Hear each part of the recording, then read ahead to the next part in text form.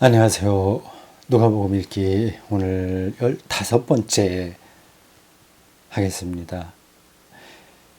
앞에까지는 사가랴와 엘리사벳이 늙은 나이에 아기를 낳게 되는 그 전 이야기가 나왔습니다.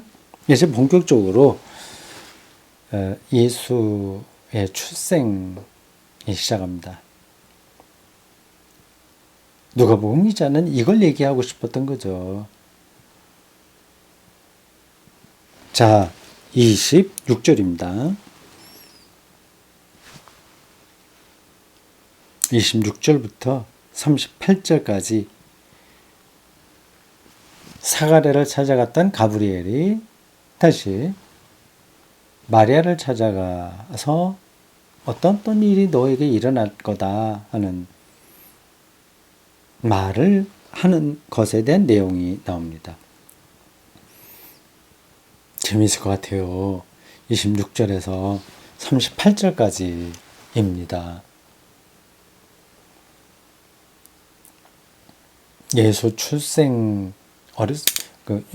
예수 출생 예고는 마태복음하고 누가복음에만 나옵니다. 마가복음하고 요한복음에 나오지 않아요. 왜 그럴지 참 궁금하죠. 다 사정이 있겠죠. 만약에 이 출생 이야기가 기독교 복음에서 절대적으로 중요한 것이었다고 한다면 마가복음하고 요한복음이 이 이야기를 빼놓았을 리가 없습니다.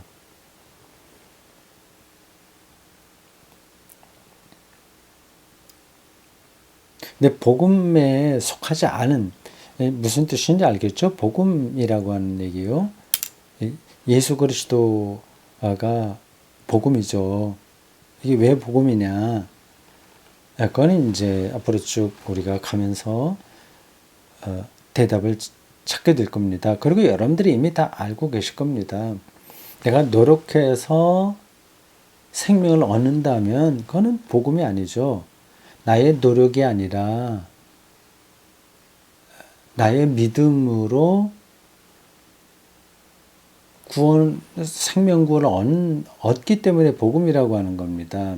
근데 이게 말이 사실은 되지 않습니다. 어떻게 노력도 하지 않고 그걸 얻을 수 있어? 그런 말이 안 돼. 이렇게 생각할 수 있습니다. 근데 그게 말이 되려면 그 복음의 세계로 뚫고 들어가는 힘이 있어야 됩니다. 이게 자칫하면 허황되게 되고요. 그리고 자기 망상에 떨어질 수 있고 좀 우스운 이야기가 될 수 있어요. 보통 뭐 값싼 은혜라고 하는 얘기 있지 않습니까? 거기에 떨어지기가 제일 쉽습니다. 복음이 얼마나 진지한 건지를 자기 존재 전체로 받아들일 수 있어야만 그 사람이 복음을 제대로 안다 얘기할 수 있는 거죠. 그 이야기는 중요하기 때문에 앞으로 여러 번 이야기하게 될 것 같습니다. 이게 뭐 그렇게 여러 번 얘기할 게 있어. 한번 들으면 다 아는 거지. 그렇게 생각할 수도 있습니다. 그렇지 않습니다. 자기가 그냥 한번 들어서 아는 게 아니라 자기의 삶의 깊이에서 성육신 되어야 되는 겁니다. 인카네이션 되어야 되는 거예요. 그 문자에 떨어지지 않고 그게 실체가 되어야 되는 거죠. 그거는 자기가 삶을 이해하는 깊이에 따라서 달라집니다. 그래서 한번 듣고 끝나는 게 아니라 반복해서 듣고 생각해야 됩니다. 자, 26절입니다. 기대가 됩니다. 어떤 이야기를 가브리엘이 할까요? 그리고 마리아가 어떻게 반응을 할까요? 그리고 이 이야기의 실체가 과연 뭘까요? 6째 달에 이렇게 시작합니다. 24절에 보면 엘리사벳이 5달 동안 숨어 있었다고 그랬죠. 우리 6째 달에 5살 지나고 6째 달에 그러니까 여성들이 아기를 임신하는 기간이 보통 10달이죠. 그래서 딱 반입니다. 정확하게는 10달이 아니죠. 몇 주라고 하든가 38주인가 4하고 36, 37, 38 정확하게 모르겠네요. 10달은 채 되지 않습니다. 어쨌든 대충 잡아서 그렇게 하죠. 10달 만에 태어났다고 보통 그렇게 말합니다. 좀 늦어지기도 하고 좀 당겨지기도 하니까 대충 10달이라고 해도 뭐 틀린 건 아닙니다. 6째 달이니까 5달이 지났으니 딱 반 지난 그때입니다. 천사 가브리엘이 하나님의 보내심을 받아 갈릴리 나사렛이란 동네 가서.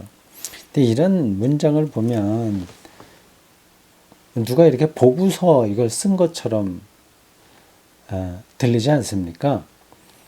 천사 가브리엘이 하나님의 보내심을 받았는지 안 받았는지 누가 어떻게 알까요? 그걸 누가 보는 게 아니지 않습니까? 어쨌든 여러분들 생각해 보시라고 합니다. 갈릴리 나사렛이란 동네에 가서 갈릴리 나사렛이요. 예수의 고향입니다. 나사렛입니다. 갈릴리는 큰 지역을 얘기하고요. 위에 갈릴리 호수 남서쪽 그 지역을 갈릴리라고 하고 그 밑 지역을 사마리아라고 하고 맨 아래 지역을 유대라고 합니다. 너무 기초적인 거 말씀드려서 미안합니다. 근데 이 누가복음 읽기를 듣는 분들이 각양각색이지 않겠습니까? 그러니까 대학생 정도로 제가 생각을 하고 설명하려고 합니다.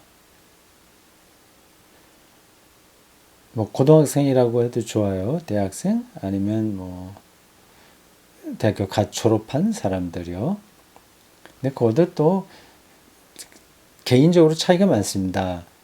대학생 기독교인이라고 하더라도 성경 공부를 열심히 한 학생들은 뭐 지금 이야기한 이게 너무 실시한 너무 뻔한 이야기 잘 아는 얘기고요.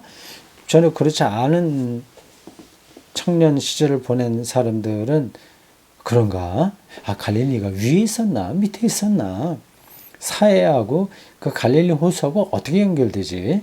사해는 완전히 다른 나라 아닌가? 뭐 이렇게 이제 머릿속에 뒤죽박죽 되어 있는 거죠. 적당한 선을 보고 제가 말씀드릴 테니까 여러분들 알아서 들으시기 바랍니다.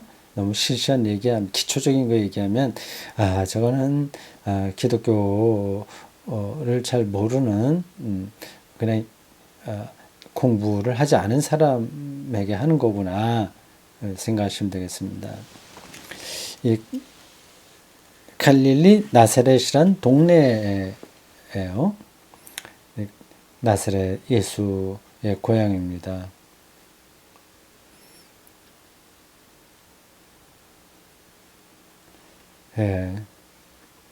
예수에게 고향이 있다고 하는 게 얼마나 좋은 일일까요? 다행이죠.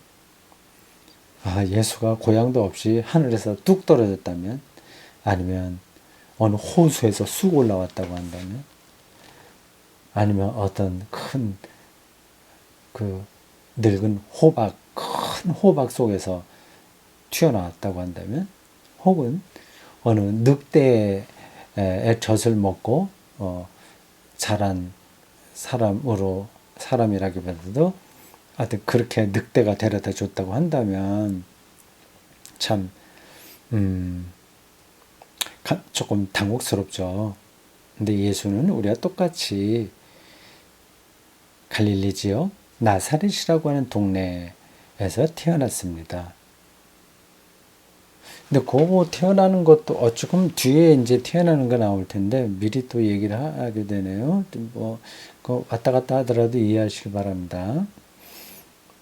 태어나는 게 이제 베들레헴이라고 보통 얘기하잖아요.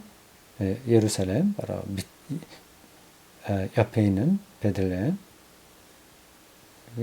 어떤 게 맞냐? 베들레헴에서 태어났다가 고향 나사렛 가서 살았는 게 맞냐? 그 왜 베들레헴에서 거기까지 와서 났냐? 그 예수님의 그 어릴 때 이야기는 조금 복잡합니다. 그러니까 지금 제가 일목요연하게 여러분들에게 누가복음에 따르면 어떻고 마태복음에 따르면 어떻고 뭐 등등을 다 말씀드릴 수는 없습니다. 나사렛이라는 동네가 있어요. 참 친근하게 느껴져요. 나사렛의 이 마리아죠. 제가 얘기하다가 착각하면 큰일 나는데, 큰일 나는 게 아니라 좀 죄송한데요. 이게 요셉 이야기와 마리아 이야기가 천사와의 관계에서 좀 다르게 나오거든요. 그러니까 마태복음에 있는 거를 잠깐만 또 머리에 생각하다 보면 말이 헛나올 수 있어요. 지금 여기 누가복음을 따르는 거니까 이 마리아가 천사의 말을 듣는 사람으로 나옵니다. 마태복음에는 마리아가 아니라 아버지라고 해서 요셉인 거죠. 마리아의 남편인 요셉. 좀 특이하죠. 좀 이상하기도 하고 참 성경을 기록한 사람들의 특징들이 거기 나타나네. 뭐 그런 생각이 들죠. 예. 여기까지 해야 되겠네요. 예, 갈릴리 나사렛이란 동네에 천사 가브리엘이 갔다. 예수의 어머니 마리아가 고향이 있고 또 요셉도 고향이 있고 예수도 고향이 있다. 참 다행스럽다 생각입니다. 여기까지입니다.